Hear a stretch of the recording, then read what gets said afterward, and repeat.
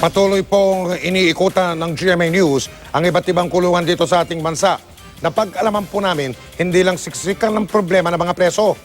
May mga nakakulong po sa Island Garden City of Samal na hindi na raw nadadalaw ng kanilang mga kaanak kasi malayo sila sa kabayasnan.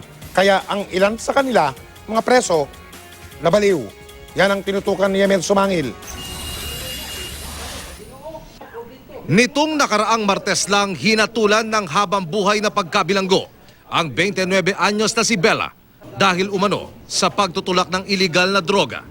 Pakiramdam ko wala na talaga akong pag-asa na yung na bumalik sa dati yung buhay ko na makita ko yung mga anak ko.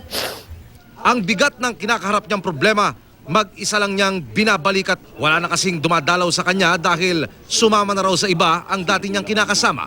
Bit-bit ang kanilang anak. Nararamdaman ko na iinggit ako sa mga kasama ko na may dalaw. Nangamba ako na hindi na ako makita o hindi na nila ako maalala. Life sentence. Mahabang panahon yun.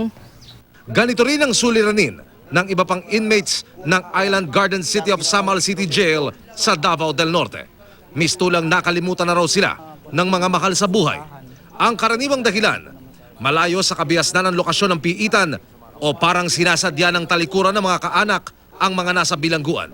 Ayaw na rin daw po pumunta rito dahil ganun po doon iniisip ng anak niya. Pag pupunta rito, dati pinapalo ako niyan, binubugbog ako niyan, ba't ako dadalaw dyan? Dito humuhugot ng pag-asa ang mga bilanggong mistulang nakalimutan. Sa mga therapeutic community and modality program ng BJMP at mga religious activities. Para mataas yung salita ng isang kasama mo, parang umiinit ka agad ang ulo mo. Parang gusto mo nang tumabla ng ibang inmates ng ganyan. Parang gusto mo nang patayan na, kung patayan wala rin naman silbi, wala rin naman akong dalaw Parang ganun. Pero nung napalapit po ako sa paspo nito ng may mga religious po. Okay. Diyan po nag-iba yung buhay ko.